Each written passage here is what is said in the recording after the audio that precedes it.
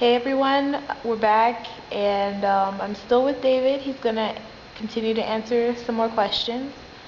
Um, so far, it's been really interesting and I'm finding more and more things about him that I did not know. Okay, David, are you here?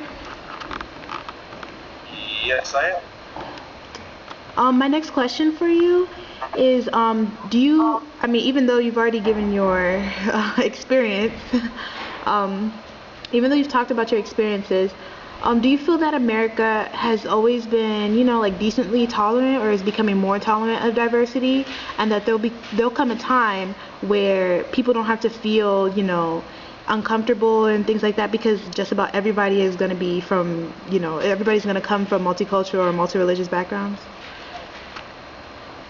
Uh, um, I guess they're somewhat tolerant to certain things, and I guess they're sensitive to these things more so than tolerant. They try to deal with things with discrepancy, I guess.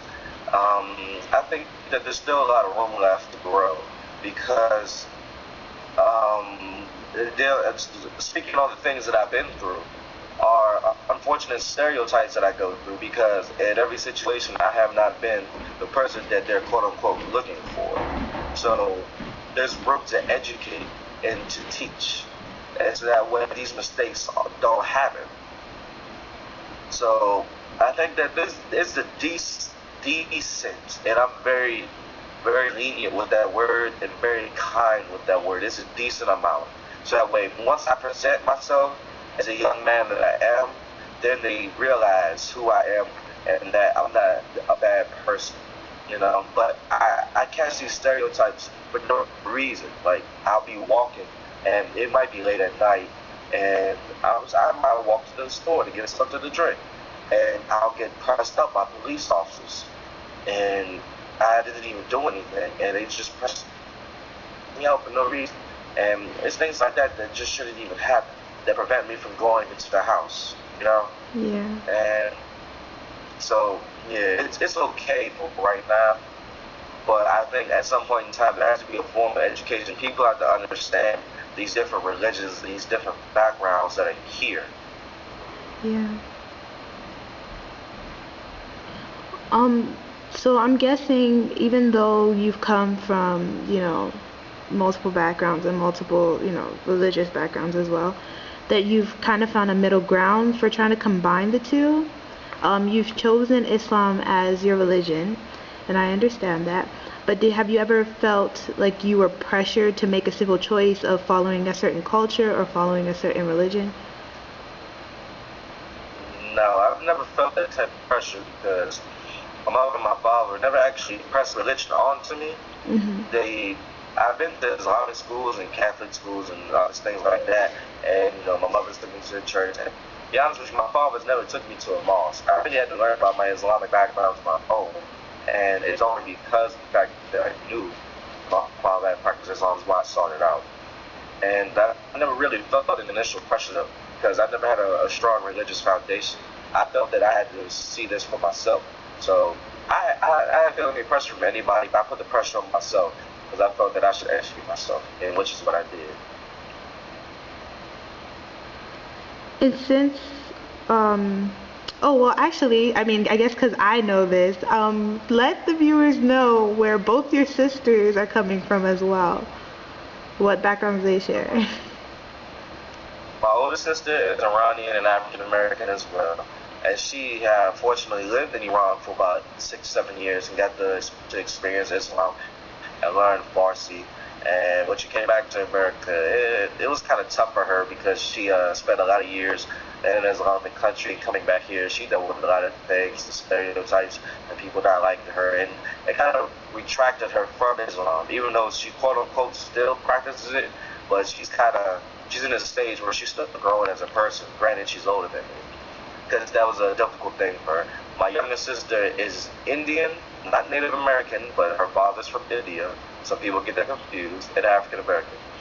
Now, her father is Catholic. He doesn't practice Hinduism, and so it's really not a big deal of faith between her parents. And yeah, honest with you, she looks like she could be Spanish.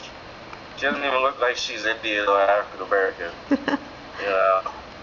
She looks like she can be just about anything. She's got an interesting features and skin complexion. But, yeah.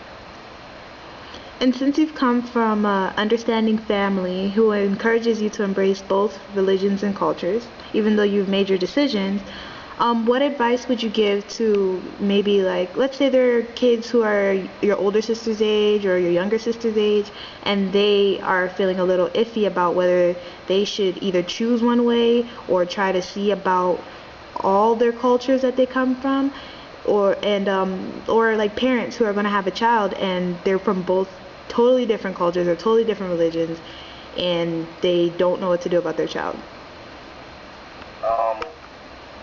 I think the best advice is not to try to put your child or put anybody in a guillotine choke about the faith. Could you repeat that again?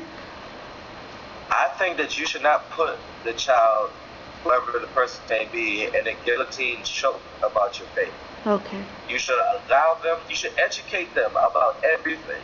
You have to give them the ample opportunity to experience everything, but you cannot be overzealous about it. And in my lifetime, I've been to mosques and churches and things like that, and you should take them to all these different environments. You should find a way to implement these things in their life, so that when they come to an age later on, that's when they should make the decision for themselves. Because if the household has different heritages, different religions, the child should be able to experience everything, make the decision later for themselves. Because if you just one side saying, do this, one side saying, do that, next thing you know, the kids dangerous. Because I know somebody who turned out like that. He's so intelligent. He knows everything about Islam, everything about Christianity, and he's an atheist because his parents pressured him so much. He doesn't even believe in the faith anymore. So, if you want your kids to believe in God, believe in some form of faith, don't sit there and choke them into it. Just give them the information. Nurture them. Let them know about everything. Let them know it's okay to not have one right now. But once you're ready, and once you've done the proper research, and whatever you feel is best for you as a person, that'll help you grow and help you be better, then you should make that decision. Well, all right, David, you guys hear the advice. Thank you for allowing me to do this interview with you. I really appreciate it. I'm happy to do it. I really am. All right, everyone. This is David Jangahiri, and he is African American and Iranian. He comes from a very interesting background, and I hope you've enjoyed his interview.